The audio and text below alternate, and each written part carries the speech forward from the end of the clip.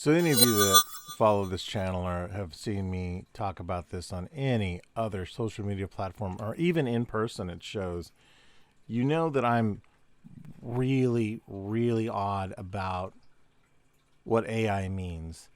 And I remember whenever Firefly came out in the news that Adobe was working on this thing.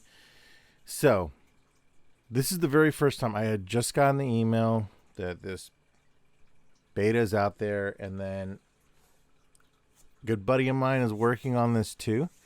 So I'm trying to keep my mind open on this. I want to trust that this is a good thing. I'm going to approach this with the most positive outlook I possibly can. And because I don't have a lot of information on this, I'm going to go ahead and do the deep dive into this. I have never messed with Midjourney. Out of sheer moral purpose, have not messed with any of the stuff because I understand what it means. I never made an avatar for myself. I never did any of that sort of thing. I could blame depression too, right? But the point is, I just didn't want to do that sort of stuff. So what I was going to do, I'm going to go ahead in here and look at, so the home looks pretty cool. Very, very, very AI generated looking stuff. From what I'm understanding, this is created using the stock that is in there. It's pretty fascinating to see the options here. 3D to image, extend image, generative recolor, text to image. The fill is pretty amazing. The text effects, I remembered seeing, so a while back, and I had almost done a video at that point in time, there was an introduction video that had been sent out by Adobe, and they showed that exact demonstration where the jungle foliage ended up in the text. And I thought that was mind-blowing. Absolutely mind-blowing. Now, if we go here to the gallery, so discover prompts to remix and make your own. You know, I'm already of the mindset that there is an AI look to it. It reminds me of, this is a discussion that was made for a long time, even if any of you remember when digital art was really coming into its own and people were making a big deal about digital versus traditional, that sort of thing. And there is still a fair amount of people that haven't made the leap over into working in digital stuff. The medium is still very new for people. And there's even a division within that. And I'm not saying that to be divisive. I'm saying there really are divisions. Those of you in the art field know what I'm talking about to a certain degree. There may be people that are very traditional artists that view the entire digital domain as, well, that's bullshit. And then there's people even within the digital facet that are like, well, I'll draw something and then scan it in and color it, or I will work completely in there, but I only work in Photoshop or Krita or one of the anime manga based tool sets and apps. Or there are people that will only work on their iPad on one or two apps, and that's it. This is something where it has that same sort of feel, right? And even as I'm looking here, there are some, right? There are some, like, this right here, the dystopian retro-futuristic computer in ruins. I freaking love that. I think that's gorgeous. I think it would be amazing. I also noticed that when I was checking out the NakaCon, for those of you that don't know, is a local anime show here in Kansas City. It's held in Overland Park Convention Center. It's actually going to be next weekend, which is like the weekend of the 28th. I did not make it into that show. It's one of my favorite shows. But I was checking out the vendors there, and one of the things I noticed was that they had they were like, no AI. And I really wonder how they're going to deal with something like this, because, I look at a lot of this stuff, and some of this house actually looks like some digital art I've seen before that isn't AI. There are elements in here that really could be somebody's art style. I have seen things like this in different illustration digests. Yeah, this robot one definitely. A lot of these high fantasy infused ones, they certainly seem that way. It's, I'm not going to be prudish about it. Of course it's cool, right? if I'm capable of generating text like this, which is really essentially display fonts and signage sort of things, I wonder what it's going to be like in a few years. With somebody like Adobe stepping in, it has definitely changed things. And it makes sense. It couldn't stay free forever. It couldn't be just, prompts and you go into these AI generators and you'd be able to make money off of it. At least to this extent, it's being legitimized in the facet that, from what I'm understanding, they are pulling from data sets that are based on Adobe's libraries. But I also am trying to figure out if anything that I would upload to the cloud, online, whatever, use the storage assets that are available from Adobe. And if I'm right on this, I think those are considered part of the assets that could be culled to generate this forward. I don't know that for certain. I'm certainly not going to put my foot in my mouth here and say, one way or another, because I don't know. Okay, so it starts saving favorites. About, let me see here. What is this going to tell me? All right. Okay. So this is just getting try Firefly on the web, get the beta. I think I may have already downloaded that. Let's go back to this. Sensei.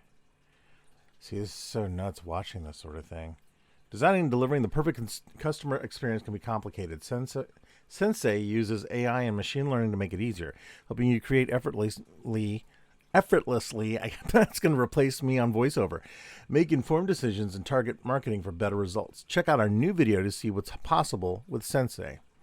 Now, I don't want to get flagged for anything, so let's just go back here a second.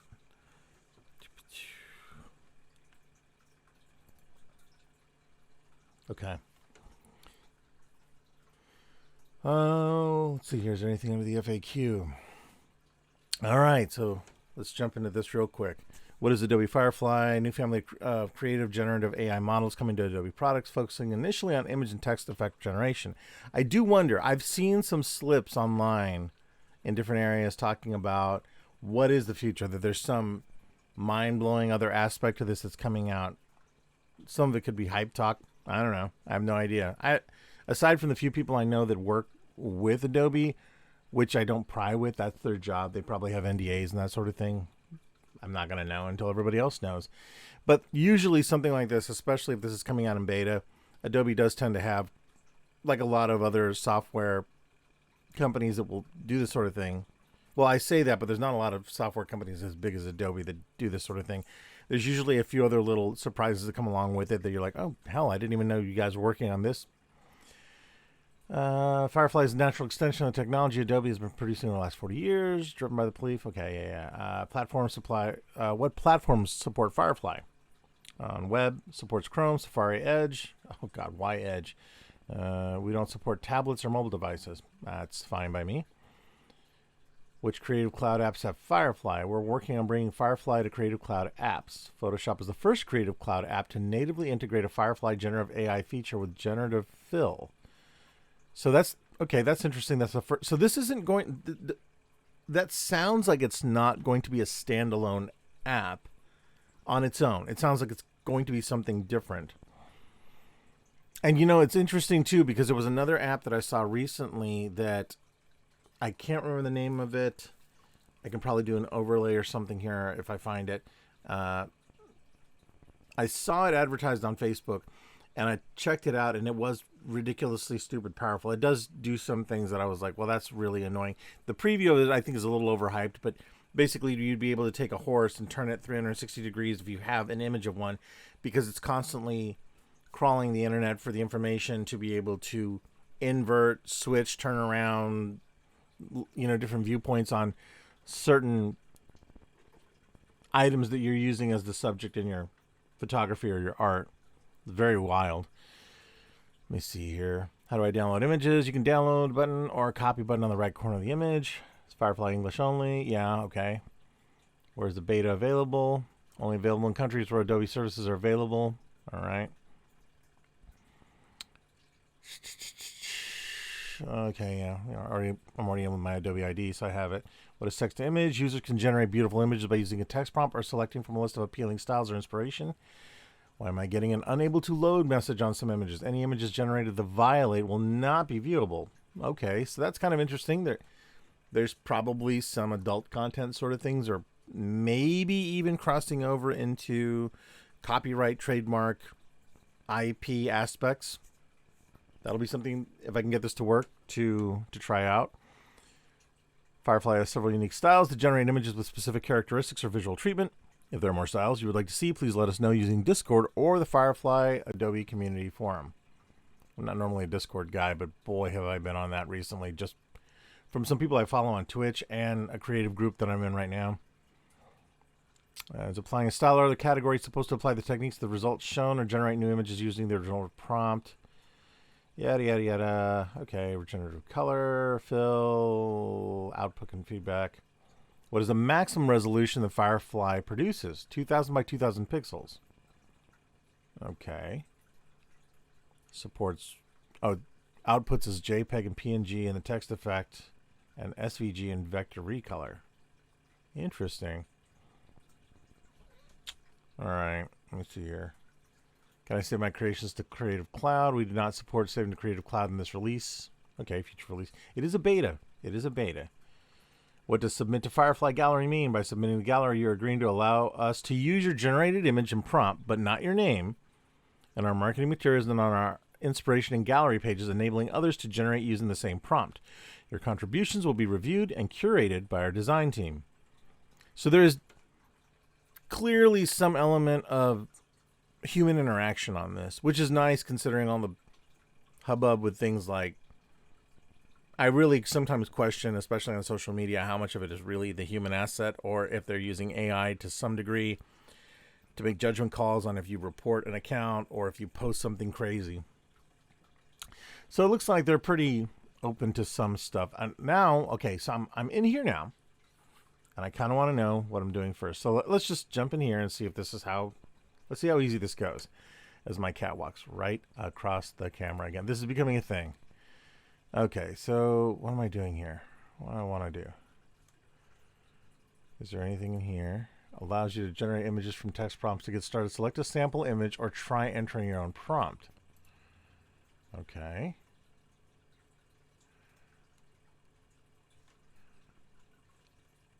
So I'm going to try a prompt. Okay. Highly detailed little bird on a cobble street with palm trees. Okay, let me see here. What happens if I, so it says, so there's something, okay, this reminds me a little bit of like when you're putting search terms or something. So if I take away concept art, let me see here.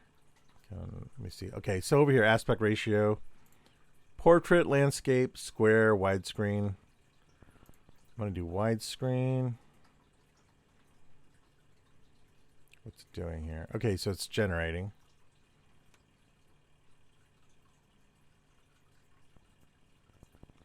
So there's different themes down here. There's styles. Okay, interesting.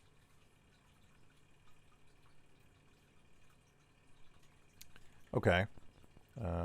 Content type, none, graphic, art, and photo.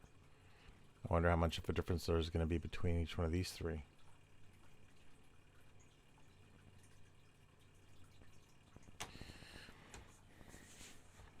You know, one of the things that I always wonder whenever I look at this sort of thing, like, okay, yeah, each one of these is starting to become slightly different. Now, I'm going to jump in a little bit here on some criticism. So, and this isn't of the interaction. So far, Adobe is knocking out of the ballpark with the UI UX aspect. It's running fine, okay? I'm going to talk about the images I'm looking at right now.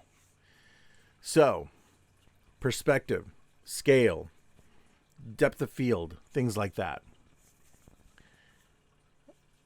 This is just, I imagine this can be refined, and I have seen some amazing things done.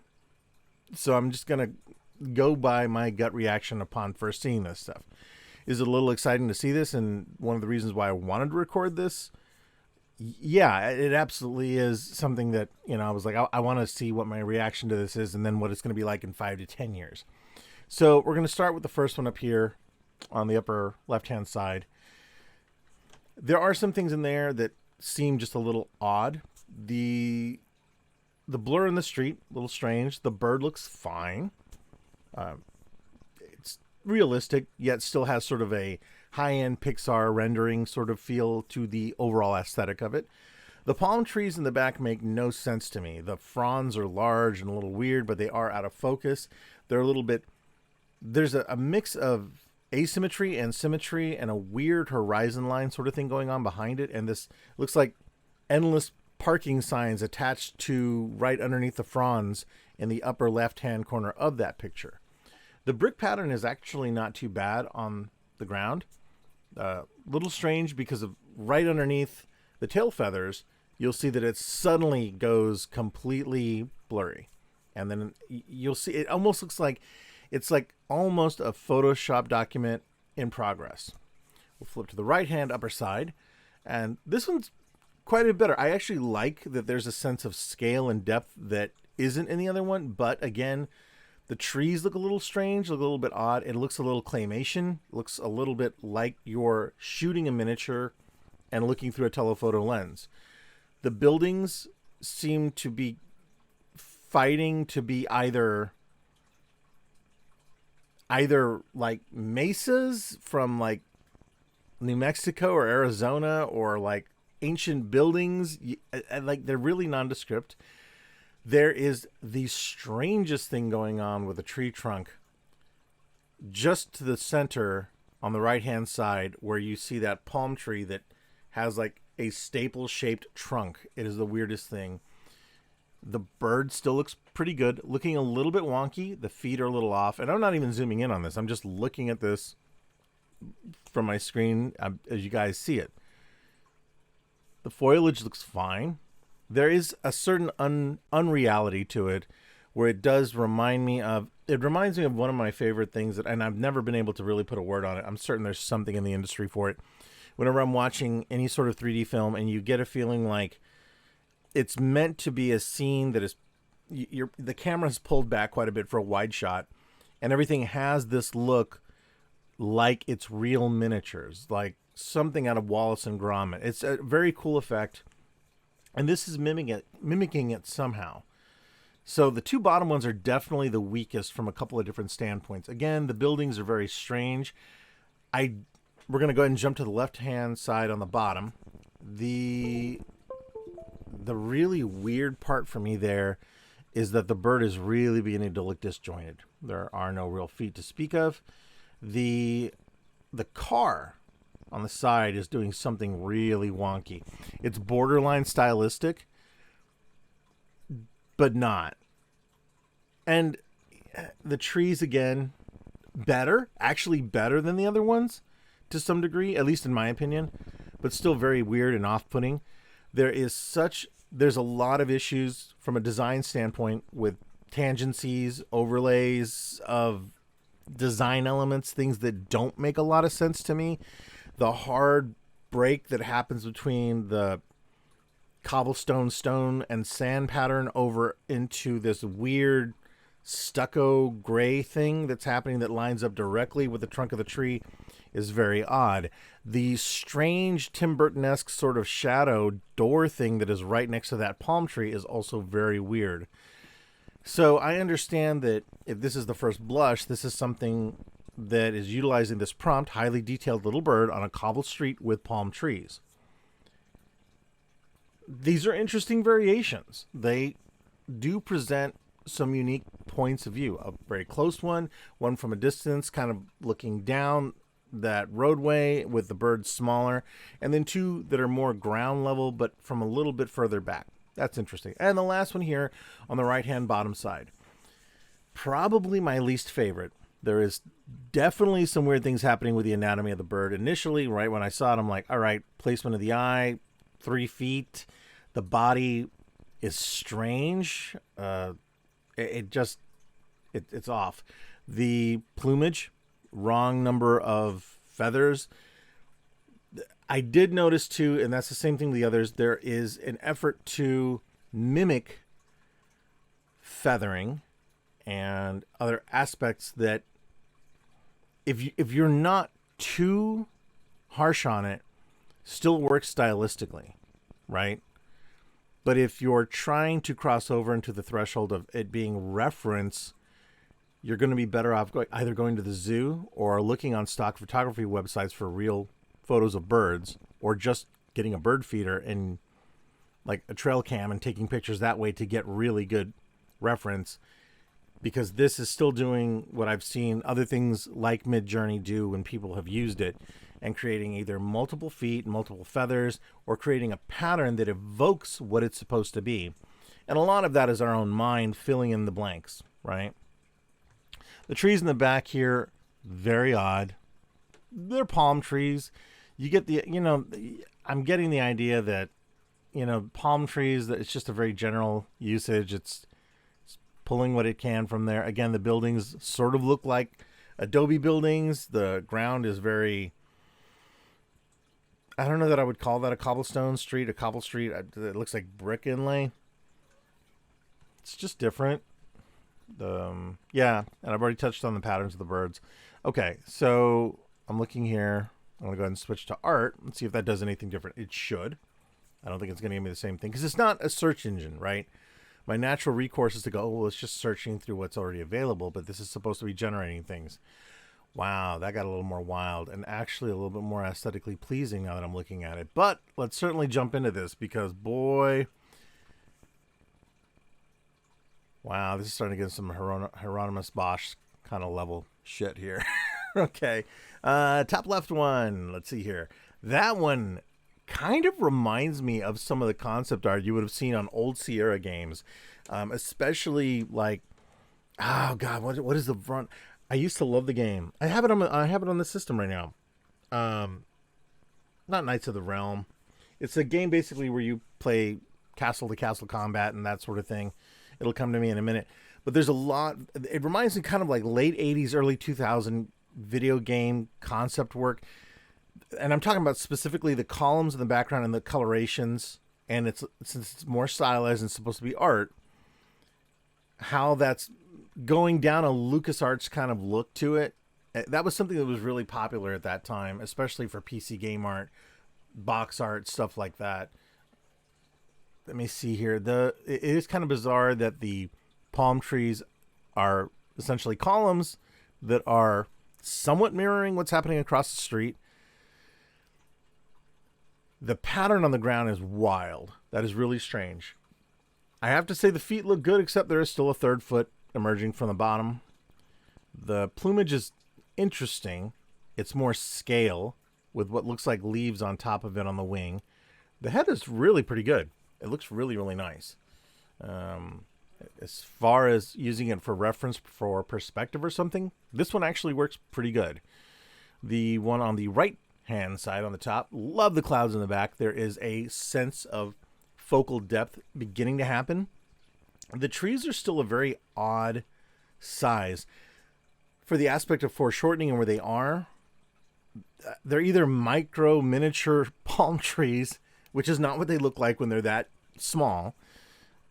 And then you've got these weird ferns that are slightly discombobulated around them, that are just doing something odd that I'm not understanding. And then you've got what looks like what's left of a Christmas tree farm behind the bird that has long since dried out. That's the texture I'm getting from that. Or wheat stacked back there, something like that. Again, the buildings are evoking that same sort of late 90s, early 2000s CGI computer generated stuff. There is some issues with overlapping, and again, an absence of what would be the classical ways of design, using using the triangle method, using any of those things. There's an absence of it that is immediate to me. The horizon lines all seem to be on the lower third for the most part. I'm seeing that on the two bottom ones too. There's a distinct line that is being developed there and then stacked upon that. You'll notice that the two trees on this upper right hand side one, the two trees on the left hand side The smaller one that is supposed to be in the background, the leaves are actually overlapping the one in the front, which is sort of something you would make a mistake on if you're in Photoshop and in a hurry trying to resize things and just calibrate where the layers are working and that sort of stuff. The bird actually doesn't look that bad. I buy it. It's fine. Again, plumage issues, but that's fine. The cobblestone looks really good.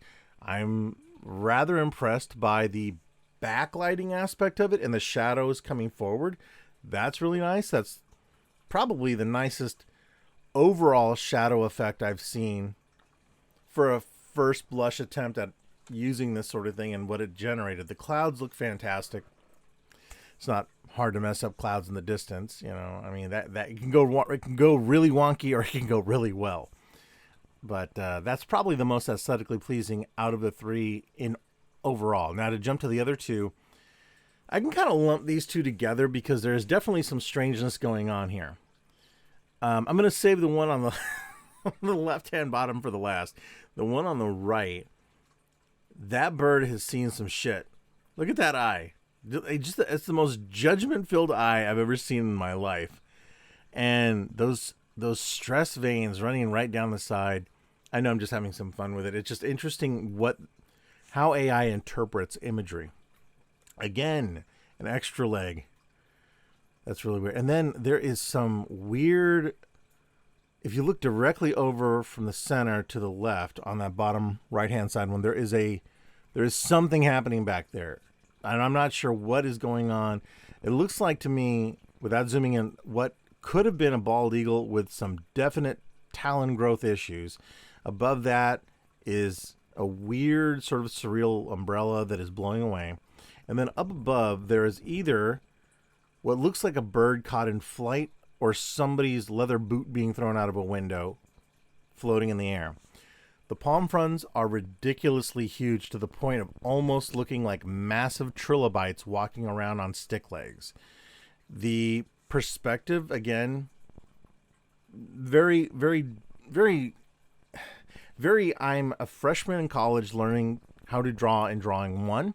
Let me draw up my grid. Here's my vanishing point. It's either off the page, on the page, or down the middle. In every single experience so far with this, from these 8, it's batting 1,000 and being right down the middle. And also, the bird is consistently in the center. And every single which one of these, which I imagine maybe the prompt needs to say, hey, to the left, or something. I don't know. The windows in the building, they're fine. They're okay. They're there. Again, if I'm using this just for a really rough reference, it is giving me some ideas. There are some good things coming from this.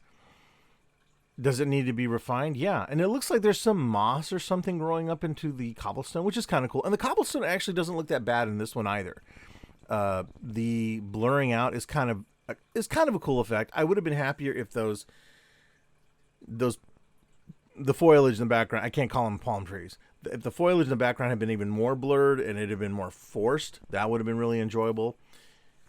Even from an architectural standpoint, stylistically, the two buildings don't really look that related. The one on the right-hand side looks like an industrial or very simple block-like building with massive doors on it. If that's a door or a window, I'm not sure. And then you go right across the street, and if it's keeping in scale, there is some sort of green street lamp thing right on the edge that just blurs into all hell. And then the building kind of evokes like I'm a Spanish building with some balconied windows, kind of not really, and then some tiny doors.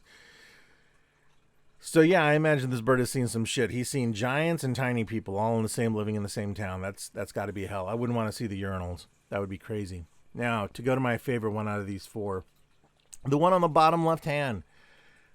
I don't really know what's happening here. I just don't. There's a part of me initially, I thought, oh, this is really pleasant and it's actually got some good things going for it. And then I immediately recanted that because I don't know what the fuck is going on with that bird looking. Like, there is some hate going on there. Like, that hater right there on the right-hand side looking in. And also, something happened. It's almost like there's this, like they were trying to take a picture and it it reminds me of when I've seen people take pictures with their digital phones for the very first time, and they're holding it up, and they're doing this, like I don't even know why. It's almost like they think that the lens is going to see through this, and I've seen people like just get up on that lens, and but it also reminds me of like old time photographs where you have the fingers just cropping in a little bit. And you're like later, like, oh god, where are the scissors? I need to cut that off. Well, you don't want to cut off Uncle Frank. He's here on the left hand side. Yeah, but I'm on my thumbs there too.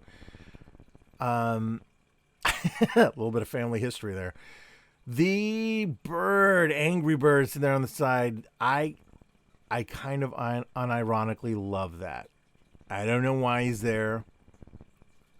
He's just there, and he's mean mugging, and this poor little bird here in the center is actually freaking adorable.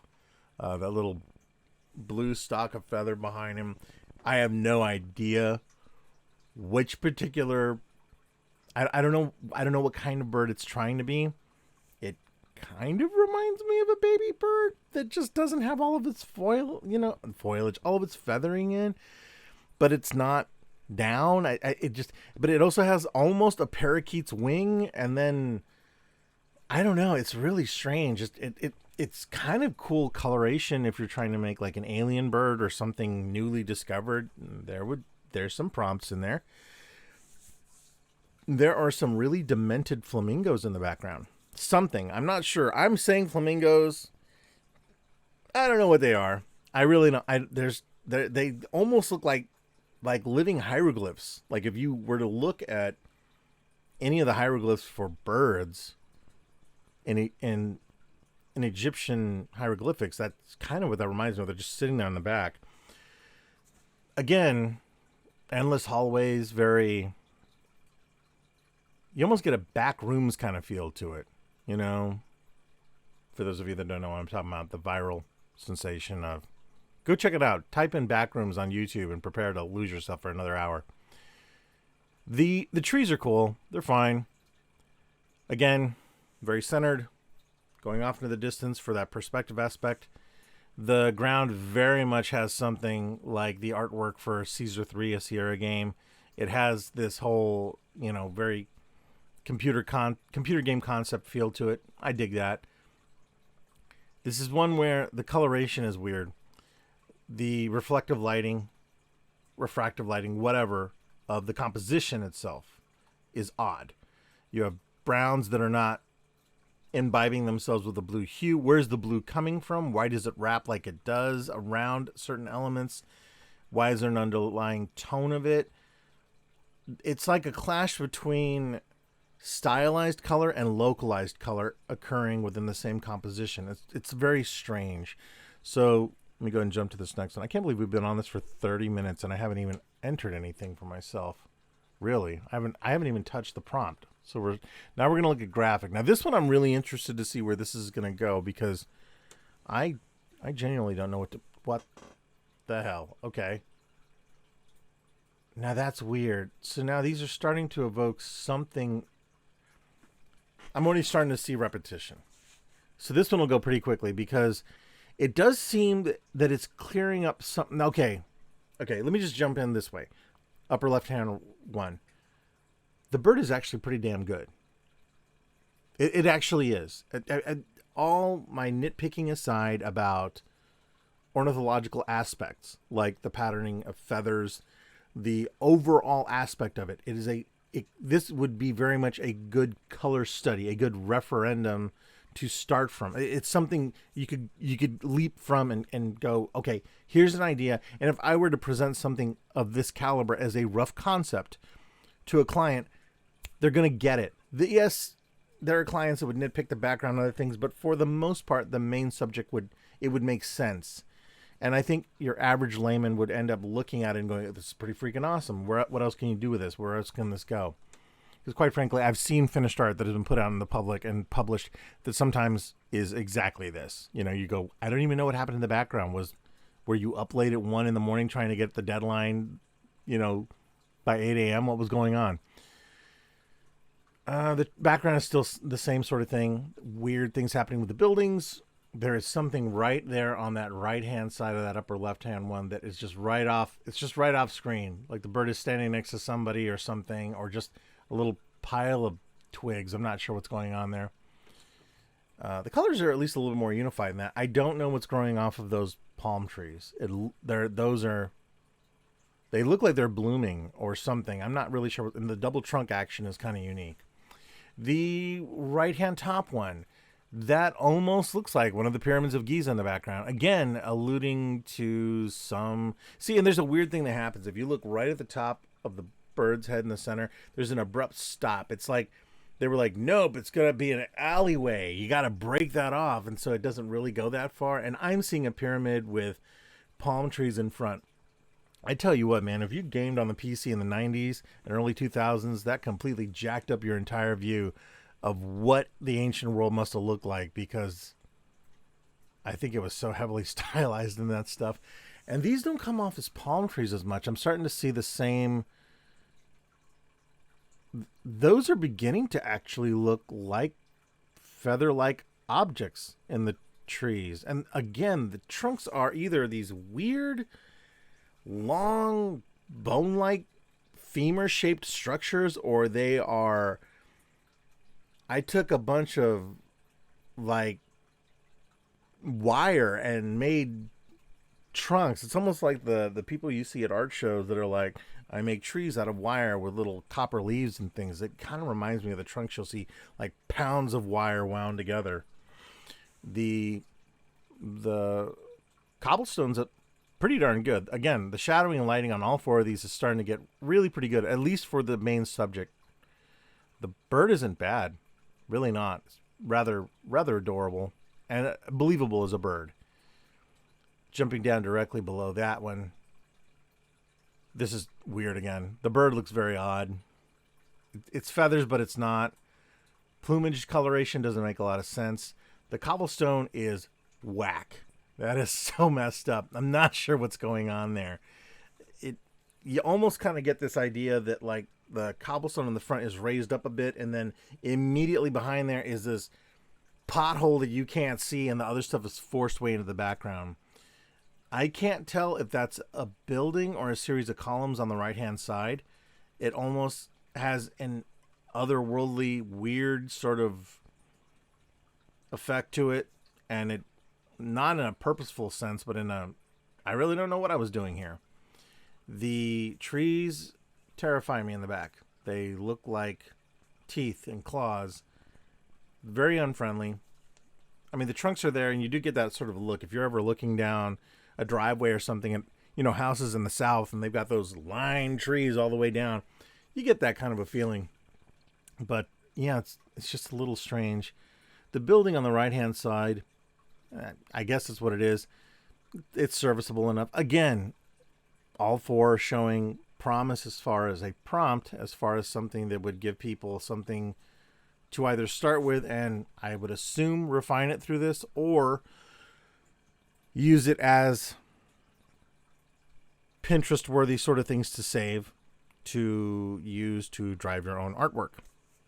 And the last one over here on the side is... I don't know what to say about this one. I actually like the looser style, which reminds me more of concept art, more of digital art, and not necessarily as graphic for the bird. The feet are fine. There's two of them. The other one is missing 3 toes. There is still something weird, something's happening on the corners. I'm not sure, what's happening there. It almost looks like a pink explosion and some blue glitter blowing up on the sides, or I'm not sure what's going on. At least the doors are now, except for some of the ones that are in the background, they're starting to go really wonky bendy. They're fine. I get the feeling they're doors, even though the patterns are a little strange. The inlays and insets are strange. The trees are really wild. These are some of those wrappy round trees, akin to the one on the upper hand right. Foliage works on the trees just fine.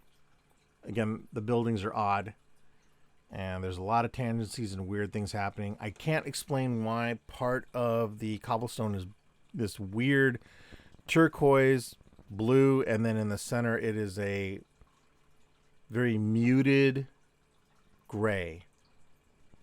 And that's something that I'm seeing as the there I would be expecting an overall warmness or something to it, a unity in the color theory being applied to it. And I'm not getting that from any of these sort of things. Now, I am fully aware this is only the first 40 minutes using this ever. I don't know what I'm doing. I really don't. I'm going by certain things, and there's a ton of other stuff down here too between, that I'm going to click on here. So I'm going to try and not make this over an hour because, boy, this could be really weird. But I really wanted to kind of knock this down. So let me see. There are styles, and then I'm going to mess with this down here in a second. But I'm going to keep the same prompt. I'm not messing with it and just go from there. So if I did hyper realistic, let me see here. Is that going to do anything? I don't know. Let me hit generate again. See if hyper realistic did anything. I was kind of expecting it to do something, right? But it didn't. Kind of wondering here. Okay. What?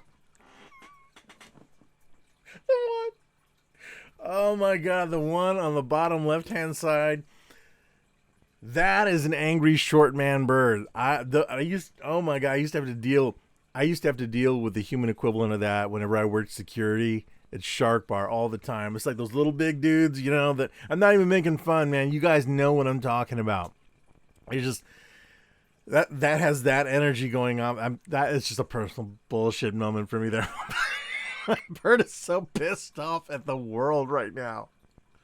He's probably nobody to mess with, though. I mean, real talk, oh my God, that genuinely made me laugh because out of all of the ones that have popped up, that one has character to it. Just because of the discombobulation of the oversized raptor-like beak on him, and then this wild, pudgy little,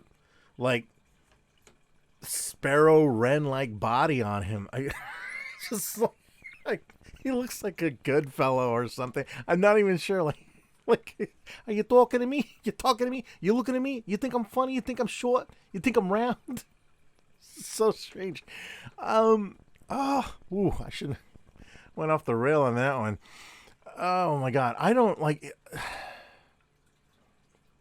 I mean, I can't tell you if because I chose hyper realistic that did anything. So let's go ahead and jump one of these other ones here. So there's flat colors, collage, low poly. Okay, I'm gonna do cartoon on that, and then let me see here. Color and okay, hold on here. Let's go ahead and push this. I'm gonna do black and white for an extreme. Lighting, I'm going to say none. Just I'm gonna have some control in this. Composition. Oh, here we go. Close up, wide angle, narrow depth of field, shot from above. Let's do macro photography since that is one of my favorites. And I do see the styles loading in down here. So let's jump on that one and see what happens here. It's rather kind of interesting.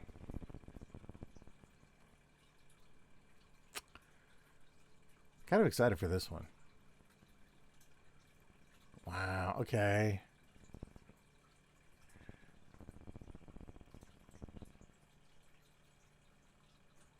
That's interesting.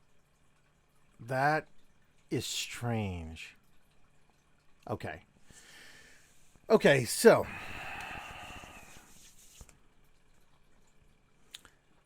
black and white, macro photography, cartoon, and graphic.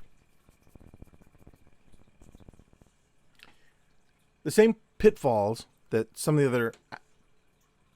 the other ones had are extra limbs, odd composition elements, weird side effects, and overall, with the exception of the one on the upper right hand side, which does seem to almost pull the bird character forward, and he has some personality that's a bit more cartoonish because of the arching of that whole Dwayne Johnson eyebrow thing going on there. The others are okay. They're fine. They look more like previs sort of storyboard work, very well refined storyboard work if this was the case, but still I hate to use the term mass produced, but you can tell that there is a limited amount of, or at least this is my assumption. I am assuming a lot. There seems to be a limited amount of imagery within the data library to pull from to evoke wilder aspects. It could be the parameters I'm utilizing, and I am completely aware of that. I know somebody else is probably going to come along. Watch, it's going to be the one video on YouTube that I'm going to get like the most hate for. But you know what? Interaction is good, right? Okay, so I'm going to go ahead and clear the styles. And I'm going to try something different here. I'm going to say cat with a hat. And I'm going to go back to none and leave that like that. And I'm just going to see what it does. I'm willing to bet this pulls up something Dr. Seussian. I think I'm doing this right. I hope I'm doing this right. Boo, boo, boo. Well, what the fuck? Okay, initial reaction is exactly those 3 words. Kind of surprising. And then reality starts to set in. It's like you see it at first, you're like, oh, okay, wait, what? So, the one ear thing sticking out is a little strange. I know they're trying to go for that very Instagram, oh, my doggy's or my cat's ear is sticking out. Something weird's going on here. I'm not saying this isn't good reference. I'm not saying this isn't kind of hilarious, but anatomically it's a little weird. The backgrounds are actually kind of nice. It's getting that nice sort of bokeh effect. It's, you know, definitely pushing the depth of field better. Much more convincing than the first one I did was. Okay, so now I want to say cat with a hat. This is crazy. Cat with a hat. Singing.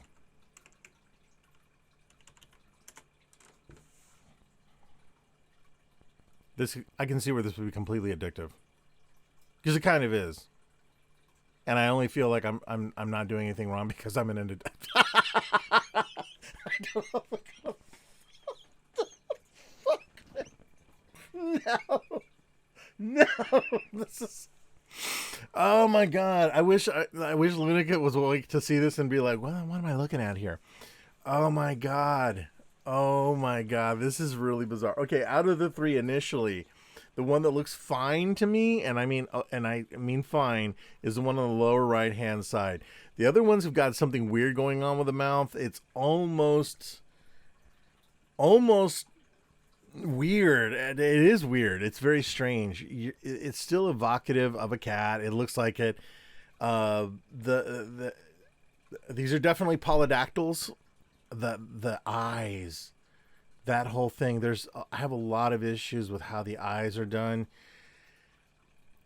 You know, if you have a cat, you know that they slit down when there's bright light in their face, when it's very shiny and sunny outside, and the one on the right kind of matches that a little bit. Like he's almost been surprised. He's like, I can't believe you put this stupid hat on my head, and is that a flash? And it was such a shock that the whiskers on the side of his face just decided to blow out. Or he's had them cut off on the other side, which is ridiculous. The other ones are just... they're just wild. The fur isn't bad, but the patterning, you know, it's clearly pulling from stock photography. There is some weirdness happening with blur and focal depth. I'm not really sure what...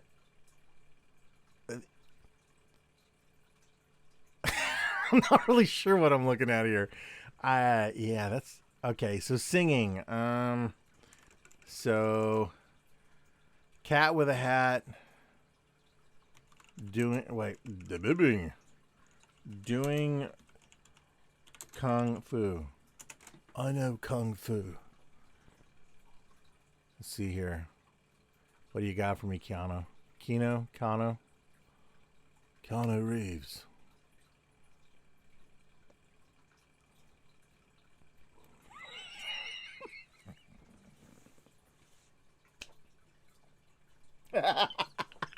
This is beyond crazy. All right, I'm sticking with my whole thing of all cats generated in AI will be polydactyl and will have a mouth akin to the predator. These could genuinely be bizarre character designs from the anime One Piece of a cat about ready to stomp the hell out of Luffy. It's just the strangest thing I've ever seen. As it really is. I can't. Okay. Let me break these four down because this one is actually kind of fun. I didn't even signify a red hat. That's what's really wild to me. That's not one of the qualifiers in there, and nor am I entering the color of the cat. And they seem to be hedging within to the same zone. So I'm gonna start with my least favorite and then go to my favorite. Top right one. I don't know what's going on with that mushroom hat, but I'm okay with it. The face is incredibly small for the head, for the skull of that cat. I'm not sure because the ears shouldn't be doing that. I don't know what's going on in that weird mouth. That's odd. The paws. It's like he's been bare knuckle boxing using a cement pillar to build up that bulk. I'm not sure what's going on. And he's standing in front of a massive boulder or something. The one below that one, that is clearly a toilet flapper attachment on his head and a weird third arm. His fists look like they're wrapped up for boxing. I'm not sure what's happening with the tails. There's two of them on either side growing out of his thighs. And I mean, the fur looks good, and the face is actually not terrible on that one. Weird whiskers happening on that side. There's some on that one and the one previous. The whiskers are definitely hanging off one side. It's almost like I got to overcompensate because I made them too short on this side. The one down on the bottom left-hand side is surprisingly something you'd expect to find on somebody's phone. I put a hat on my cat, and this was one of the outtake shots that just didn't make it onto the Instagram. That's what that is. It reminds me exactly of that. I'm not zooming in on it, but I mean that. Any of you that own cats, you know that they sometimes inhabit a weird mystical zone of I have no bones when I sleep. This one is laid out very nice right now, but she contorts and does. All my cats do. But this is a pretty normal one. Like you can see there's something red there that it's messing with. It seems to be looking at from an anatomical standpoint. Yes, the one in the foreground is a little larger, and it could be argued it's more forward, but it's a bigger paw. It's a bigger, thicker forearm. The overall placement where the spine would allocate and arc up and come back down, the primordial belly flap down on the bottom, the tail, all of that looks on point. The weird spotted wallpaper in the background, fine. The reflection in the floor, really nice. I think that's the first time I've seen that in any of the generative images so far. The wood grain is really nice. It looks really cool. The hat is oddly hilarious and off. It kind of looks like a weird version of like some form of what I would imagine that a designer somewhere was like, I want to make a weird female's deer stalker hat, kind of, maybe. I don't know what is going on with it. It's fine. Again, reference, right? My favorite is the one at the top left hand side. That is truly hilarious. That is just so damn funny to me. It makes no sense, but that is something that would be in a DreamWorks production. That absolutely would be a character concept, an idea, an overall feel, right? A vibe in the Kung Fu Panda series. Tell me I'm wrong, because that's pretty much dead on. I don't even know. Like, if Jack Black wasn't already voicing Kung Fu Panda, I would say that would be it. It's almost a Jonah Hill kind of cat. It's the face, the overall attitude. It's just really kind of cool. I am kind of freaked out that it looks like an additional paw is growing off the back of its tail, but maybe that's a mystical thing that happens. I don't know. The background is nice. It evokes something like what could be a temple or a dojo or something in the background. The trees are blurred out enough that you can't tell if they're deciduous or what kind they are. So it's ambivalent enough. It's fine. It really works well. And there's something for that. Like, that looks really cool. Okay, so now this is interesting. So yeah, once you overlap, you can definitely favorite it, which is nice. I want to favorite that one. And I can download it. What can I do here? I can submit to the Firefly gallery. I can use it as a reference image. I can copy to clipboard. That's all interesting. Oh, and there's a generative fill. Show similar. And right this one I'm going to rate as a yeah. Yeah, I'm not going to tell you more right now. No reason to report it. It's really cool. That's really neat. I like that quite a bit. I think that is. I'm gonna, you know what? I'm gonna see. Okay, I'm gonna do this. I'm gonna go ahead and submit it to the Firefly gallery. And yeah, I think it's fine. Yeah, if added to the gallery, anyone can view this image, use and remix the prompt. Yeah, that's fine. Okay. So we'll hit that, and it's been submitted to the gallery. So I will know maybe later if it's been submitted, and it'll let me know, that sort of thing. This has been pretty freaking hilarious. So that's an hour diving into this. Now, I guess here's the interesting part about this. How do I feel about it?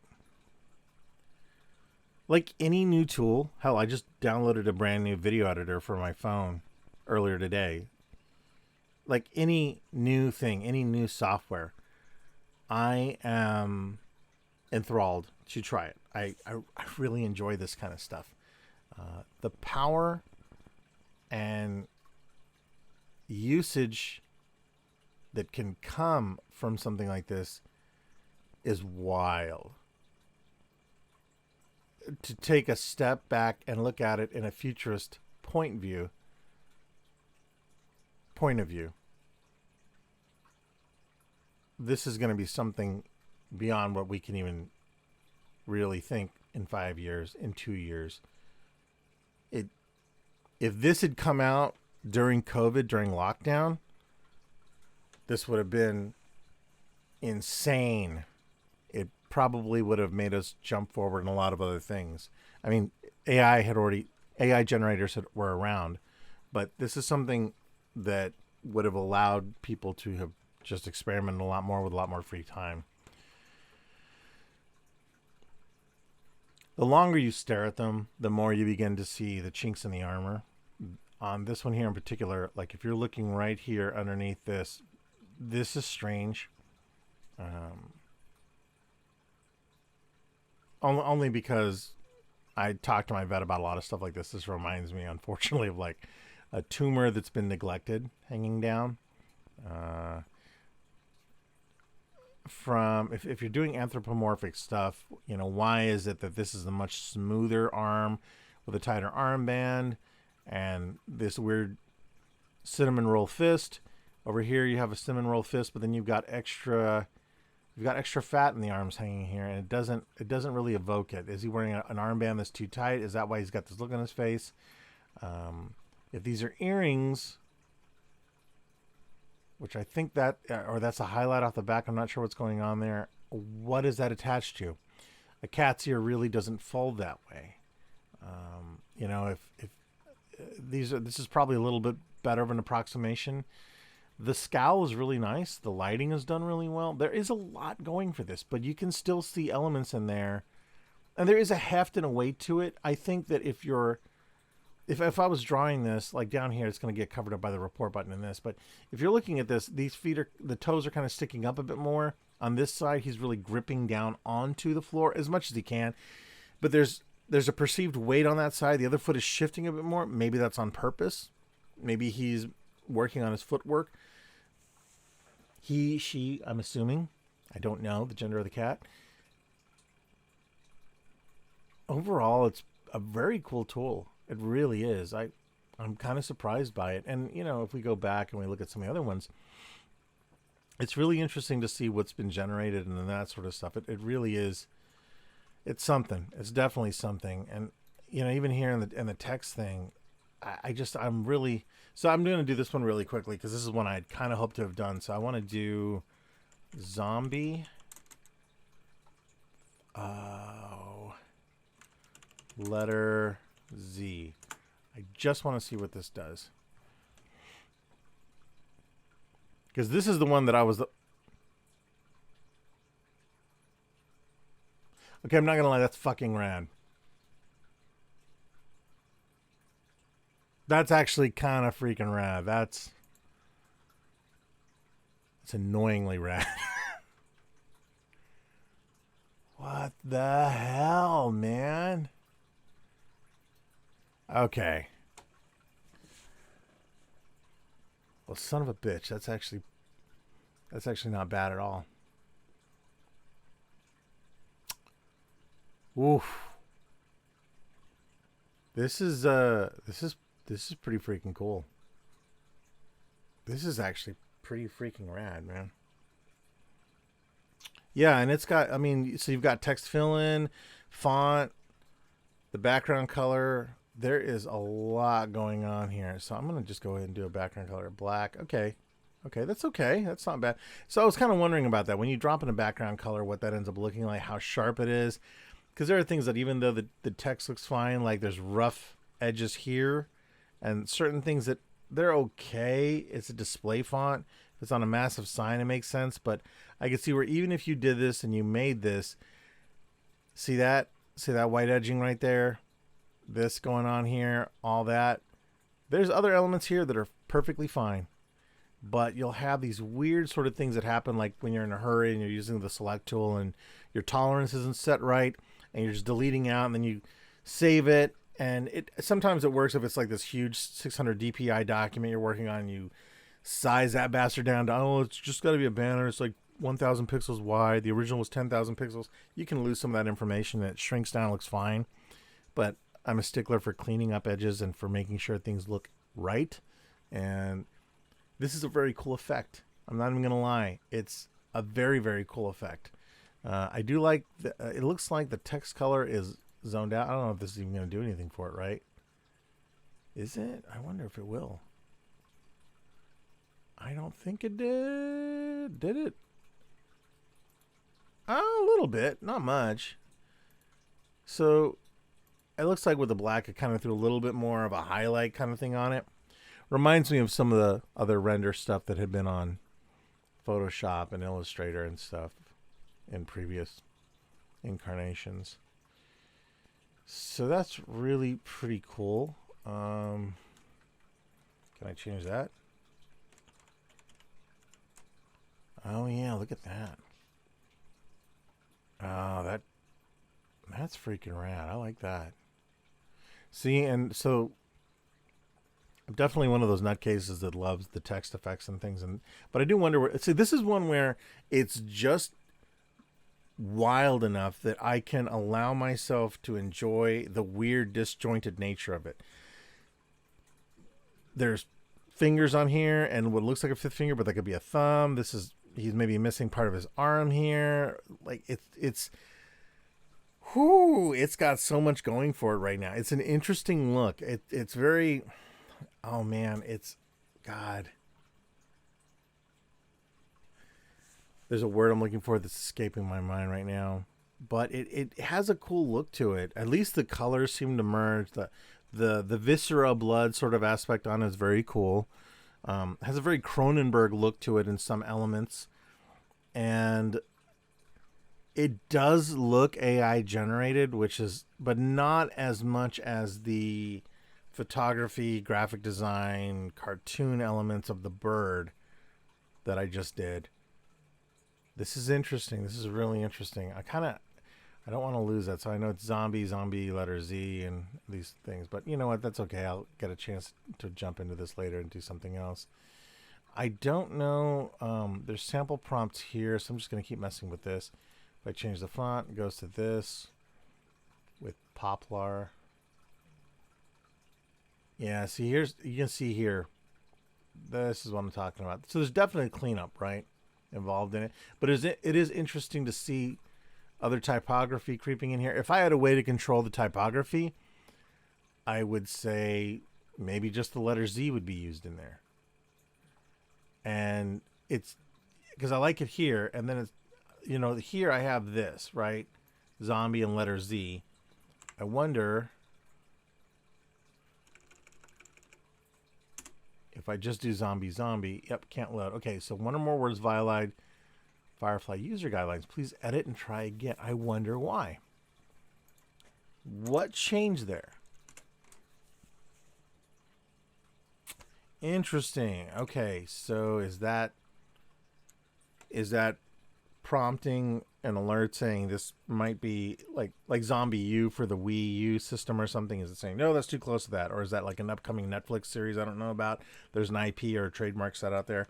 But if I do zombie letter, I think this is going to load just fine. Yeah, it comes right back up with that. So here it's throwing in A, B, P, B, N, G, a couple of other letters in there. That one actually came out pretty cool. See, so this is interesting, and I think I haven't tried just refreshing to see what it's going to do. There's a couple of options here, though, right? I think that third one's going to be really cool. And I really like the 3D effect that is happening here. This is really ridiculously cool. This one I have very little to criticize, aside from this weird sort of thing that is happening, like when a graphic designer is in a hurry and not really doing good image cleanup. But considering this is generating and it's not utilizing anything but my own experience with the UI to create this, each one of these is very cool. Would I use this? I'm going to be completely honest. I probably would. And not just because it's Adobe, because I think this one is done rather well, and I'm hoping is still within the confines of respecting existing trademarks and creations. Hoping. I'm going to save this one, because that's just interesting to me. That is just really, really interesting. There's a lot going on here. It's clearly pulling from some sort of... Somewhere there has to be an element that is pulling this sort of stuff in here. I would love to see the underpinnings and the overall development of of the pipeline of thought. I'm not going to use the word thought. The pipeline of processing that the app uses to generate this, what the sourcing is like. The reason I say that is because it's interesting that the people, especially when Midjourney was all the rage initially and some of these other ones, what they were doing, and I'm hearing the same thing with ChatGPT as well, what they were doing to say that it is wholly new, it is an original context and take, it is something that should be valued as original content created and manifested and made to help us out. In that same breath, I will often see a lot of those people that will say, I don't see the reason to spend that much money on a creative when I can do this and I can get into Adobe, which was one fear I had making this video. Demonstrating this and getting in here, it showed up, and I had no doubt it was going to be easy to use. I could see where people would want to get in here, and I would be further proliferating what this is. I only felt comfortable because this was through a company like Adobe, and because I was hoping that, because they are a massive international company that is very protective of their own products and IP, trademark stuff, everything else like that, that they would have a good understanding of that as well when it comes to this. Initial reactions to it are ranging from surprised and impressed, but also maybe a bit worried as to where this is heading. It's just being really honest, because every single time something comes into this, there will always be casualties, always. It doesn't matter what it is. And there are people that will argue and say, well, then evolve and grow with it. Yeah, I get that. But not everyone can afford the extra time to relearn things, to do stuff. I fully admit that in my career, spanning over 2 decades, I have had to go back to school, learn, delve into new things, up my game for clients, even if I didn't know what I was doing half the time. Yeah, I can do that, and then go home and watch 13 hours of YouTube and cram through a project as I'm working on it to figure out something. Of course I've done that. There's a lot of other disciplines in there that I enjoy doing too, but this is going a whole other route. If somebody had come along and said, hey, I want some cool fonts that are zombie based, what can you do? I could easily take something like this, remanipulate it in Photoshop, mess around with something that I'm far more comfortable in there, but a lot of it is built in here. It is a lot more, let's throw this at a dartboard and see what sticks kind of an appeal. And the prompts, I've seen people selling prompts, like lists of prompts for hundreds of dollars, which are crazy. I don't think anyone's sold anything. Maybe they have. Maybe I'm in the dark about that. I really don't know, but it's really, really, really strange. I'm going to submit this one too to the gallery just to see. I'm kind of interested to see if these even make it through. So, wow, this is really wild. It's pretty cool. So I guess, I recommend it as far as an app, as far as this beta is concerned. I recommend it. Go ahead, play, learn about it, see what you think. Make your own decision based on this. Hell, you might feel a little bit more inspired. I certainly do. Will I use any of these in the work I'm doing right now? No, not right now. I'm still not comfortable, and I can see where I would. The initial first blush reaction I have is to use something like this and really stick to what's there. And maybe I deviate a little bit. Maybe I would end up just using it as a base or pulling it apart somehow and using elements of it to build upon it, which I would imagine is sort of the original intent. But I'm also close enough to this where in some of the gaming groups I belong to, certain clients I've had, this is an all or nothing thing. And I know a few people that are going to be publishing games and are trying to figure out how to trademark and copyright AI-derived work. How they are trying to get something published out there, and there's a lot going on. Carla Ortiz and her other colleagues are also, they're illustrators that are going after the companies like Midjourney that are clearly using assets that are being generated out, and people's styles and works are going that way. And this is something I was going to try right now. I just want to see if I type in Van Gogh, what this is going to tell me. This could be a little bit painful.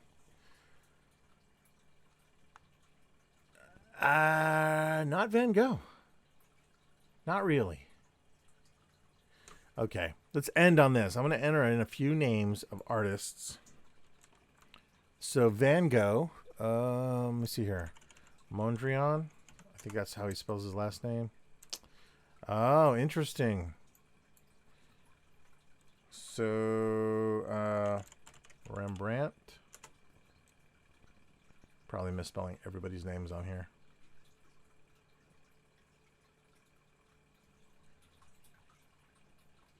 Not at all what I was expecting.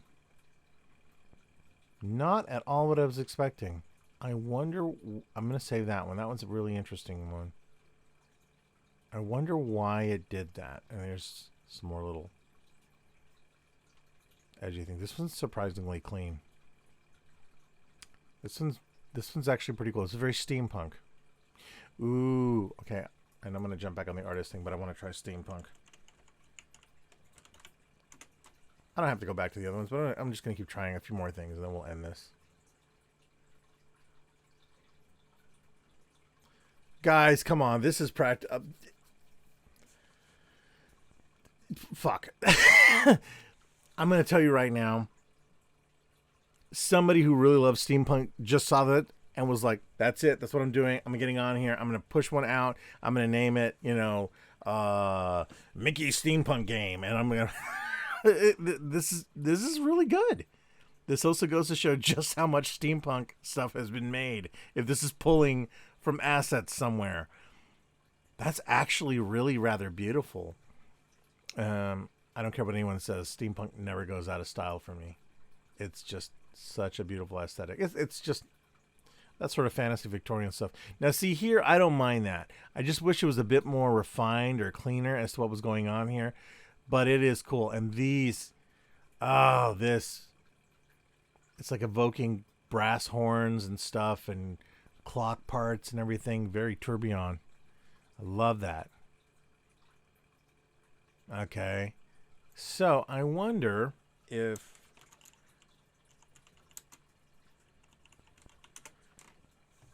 this is my real favorite.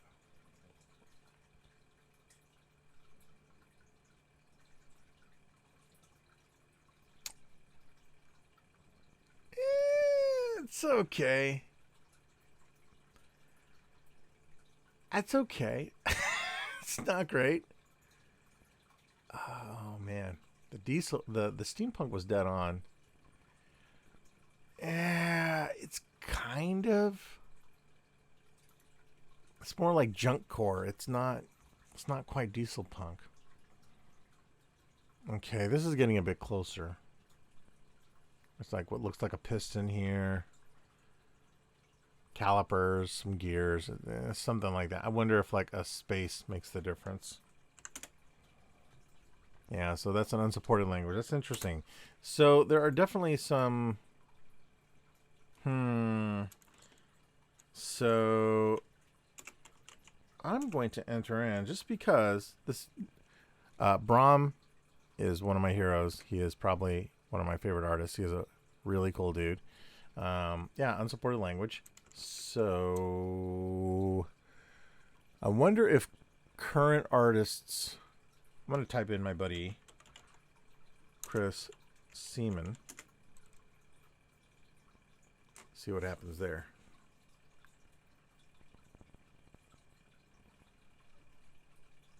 That's interesting. It's if you know Chris Seaman's work, this isn't even remotely close to what he does.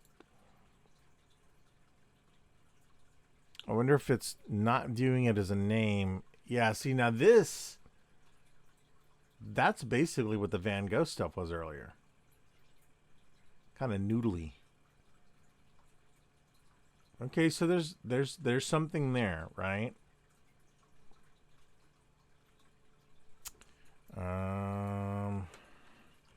Jim Henson. This will be interesting. Yeah. That's weird. That's really strange.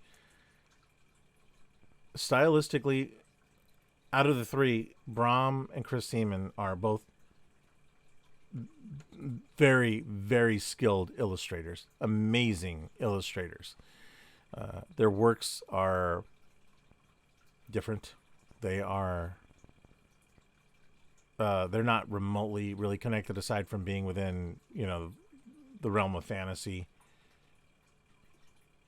That's it. Brahms is darker imagery. Chris Siemens is incredible draftsmanship and detail and layout concepts. Both, I'm not knocking either one for that. There is very separate aspects when it comes to that. Jim Henson is Muppets. There's nothing here Muppet-like, which then makes me go, okay, so Muppet. Is it checking to see if these are individuals, people's trademarks? That's weird. That started to go down that zone, right? There are some eyes there that could be Kermit's eyes, Gonzo's eyes.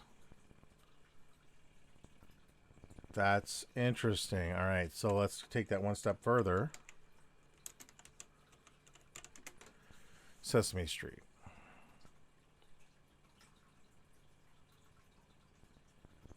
No, that's really weird. I would have expected this for confectionery, cookie, candy, Nickelodeon, things like that. That's interesting. Robot.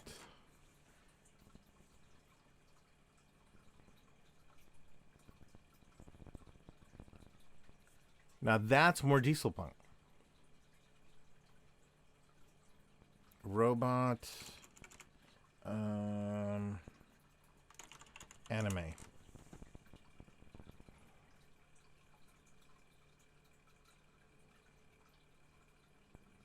That's a weird take. So what's interesting about this is that that same sort of material rendering was used in one of the earlier ones, I believe, and it's beginning to evoke usage of what looks like some sort of kanji, some sort of Japanese writing in there, butchered beyond belief. There are some beautiful elements in there, like the Z's center arc. The M is a mess. The B is okay. The I is different. The E at the end of the word doesn't really, it looks more like a C. The O is fine. And then we'll try one last one here. Cubism. So you could, like, you see what I'm saying? Like, I thought it was going to be done here, and I'm almost an hour and a half into this. Wow, no, I was almost expecting that to be 90s. See, and that's still got, okay, so there it's doing something else. Like, I can see where there's, like, little symbology coming in here. Right there. Of course, I'm interpreting this, right? And you really begin to lose the word here. So now I want to say, I'm going to do this last one. I swear to God, this is it. 90s. I just want to see if this does anything.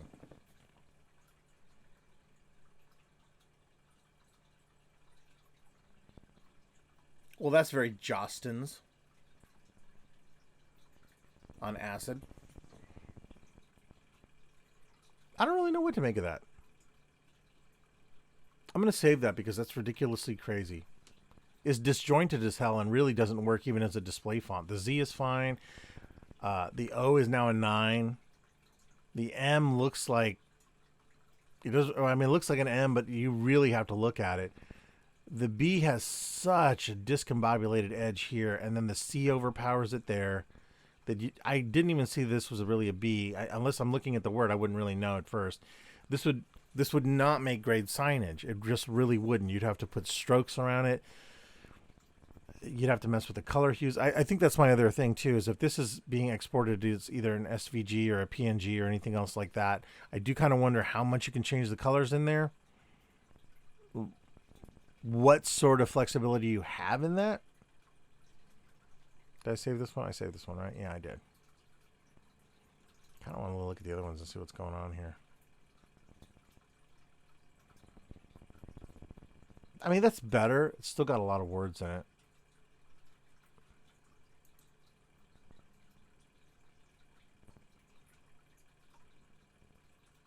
Yeah, okay. All right, this is the last one. I'm going to end on 80s because you got to end on the 1980s. Best decade ever. So here, going to type in a number 8. Let's see here. Well, that's disappointing. That is totally disappointing. All right, let's take a look at the 3 versions of it, and that's it. This is really addictive. It really is.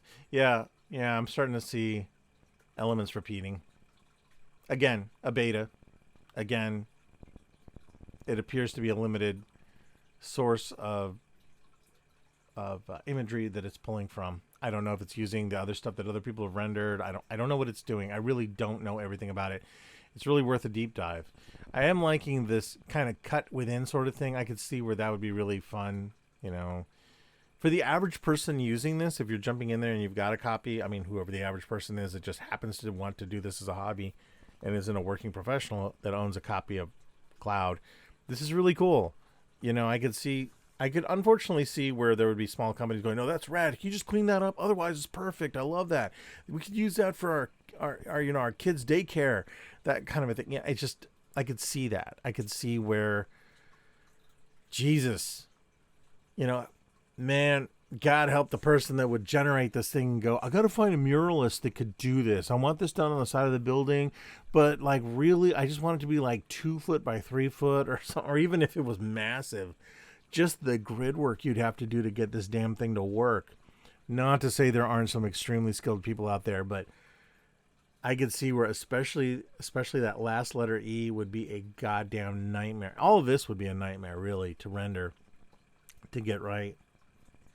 It's so crazy. Well, okay, so that's been a lot of fun. That was actually rather freaking cool. And I'm really surprised when you look at the different stuffs here. I didn't try liquid metal. I didn't go all T1000 with it.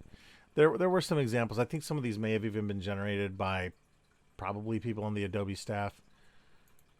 You know, it's interesting. It's really interesting to see where this is going to go. Text to vector. Wow, this is going to be really crazy. Text to brush. Generate brushes for Photoshop and Fresco. Wait, what? What the hell is this? Generate brushes for Photoshop and Fresco from a detailed text description.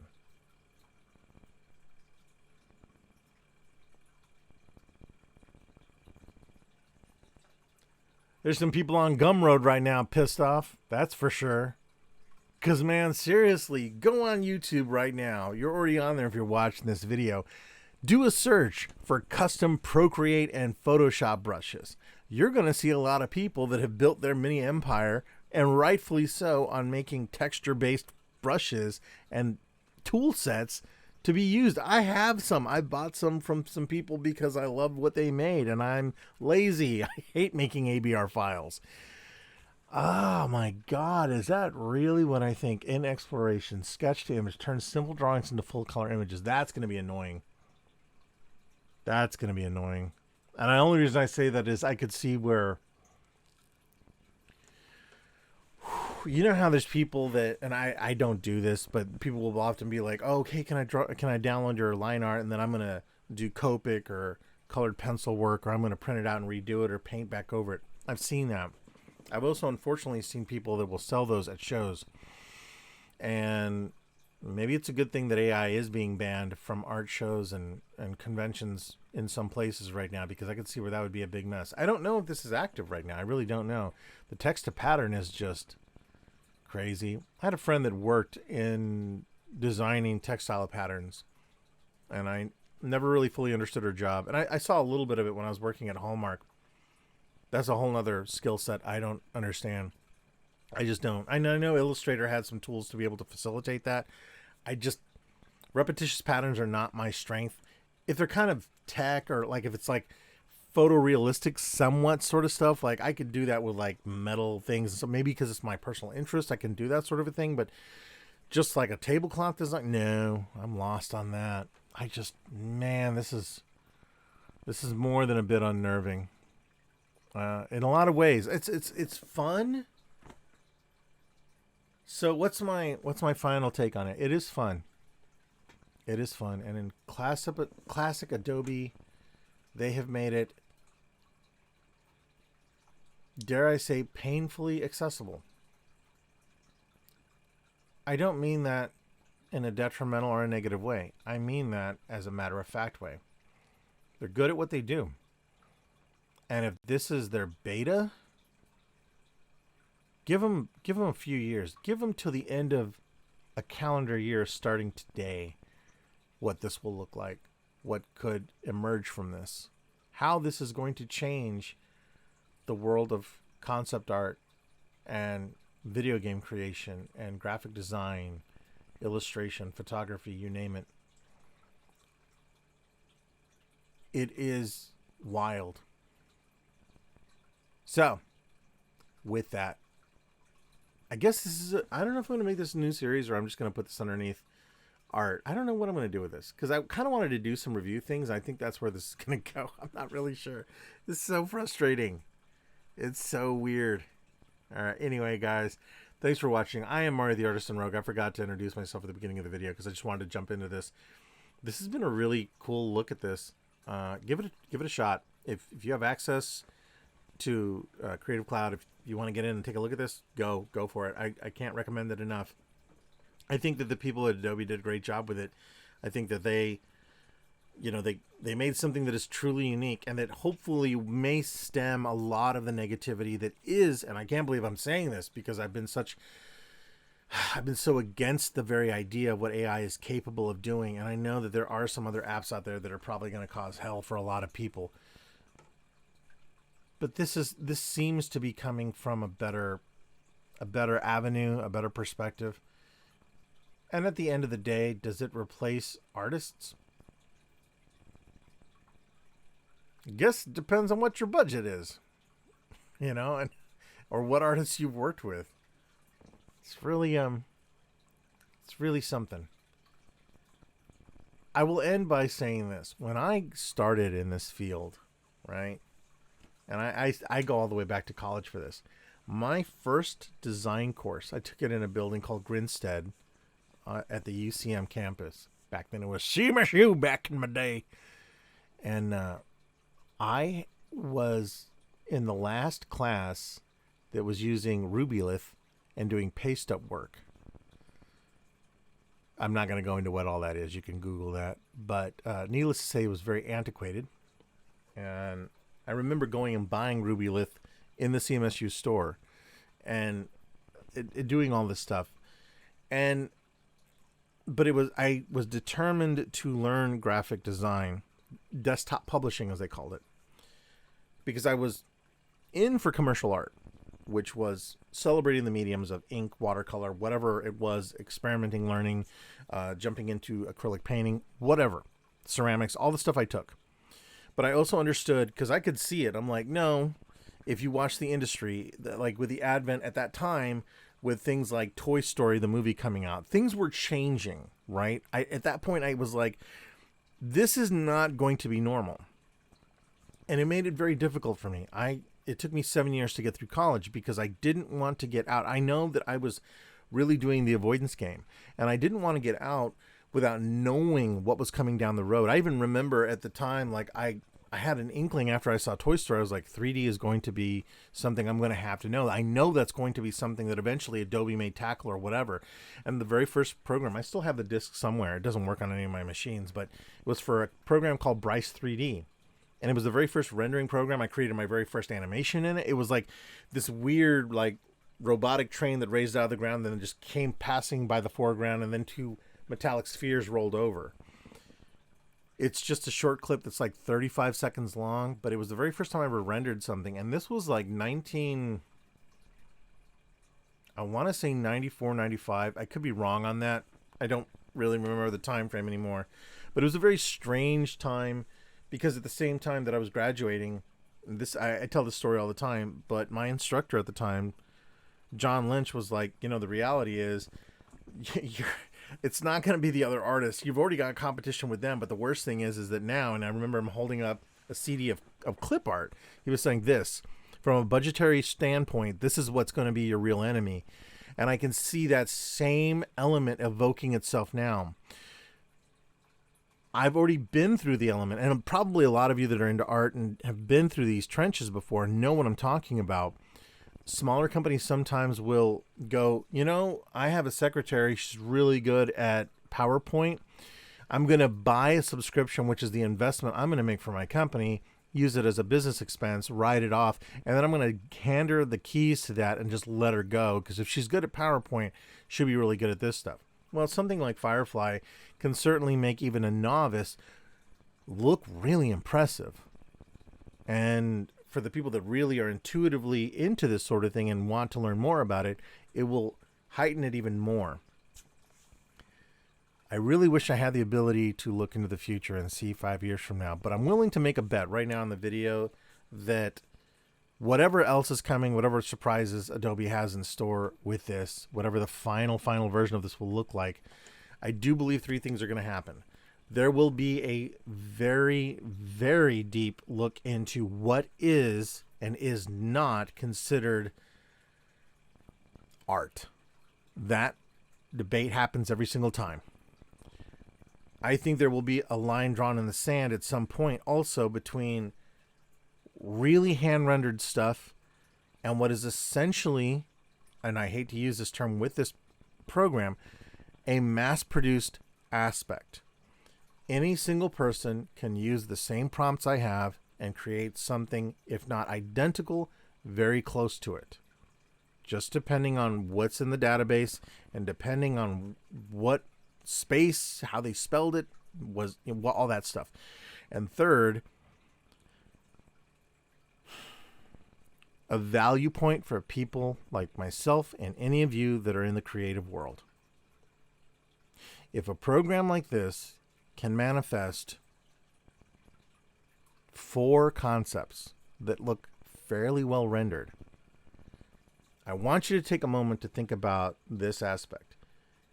There will be people, and we've all worked for them, that have no real visual acuity. I'm not knocking these individuals. That's not their job. They're great at finances. They're great at the law. They're great at whatever. And that's good. I'm glad for that.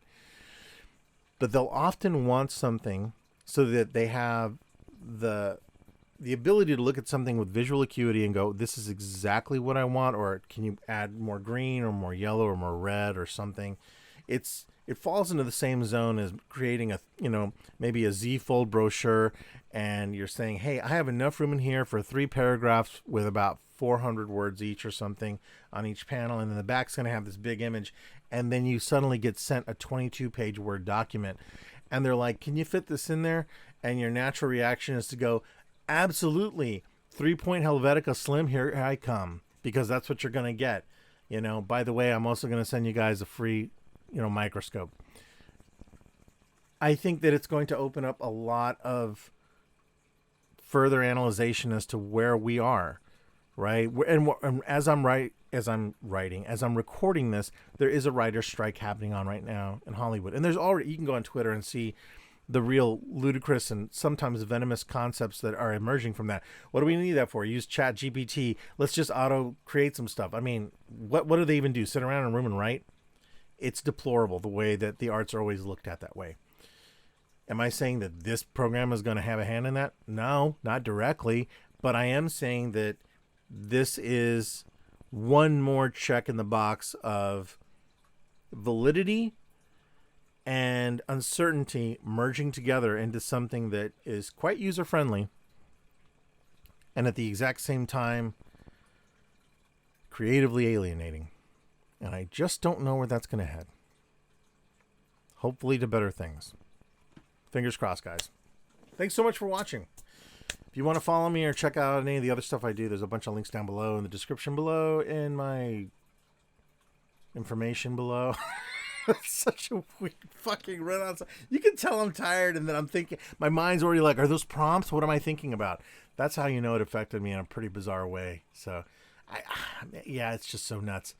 Anyway, I've got new playthroughs and some other stuff coming up this next week. I have been playing, and if you are into video game playthroughs, I've been playing through SteamWorld Heist, which is a hell of a lot of fun, and I've been uploading my to YouTube Shorts and the other stuff, all of my TikToks from the past. I have like over 300 of them that are coming through, and I know I've said this in other videos, but I'm actually having a blast creating YouTube content, and I've finally been getting caught up with my other work, so this has been nice. I do have some shows coming up, so I'll be covering those eventually very soon. But in the meantime, hope you enjoyed this. Hope you learned something today from this. I certainly did. This was genuinely, I'm not even joking with this. This wasn't some stupid ass reaction video. This was like me really not knowing what the hell this thing did. And I'm really happy that I recorded this. I've never done this before. I've never recorded my first reaction to some app or something. I need to do this more because I know I learned a lot, and I took the time to not, now I can kind of, now that this is recorded, I can go back and watch and go, okay, that was interesting, or just catch things that I didn't see before.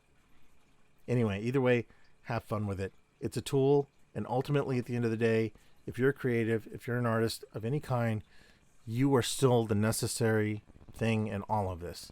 I truly believe that, and nothing can replace us in that facet. Catch you guys in the next review.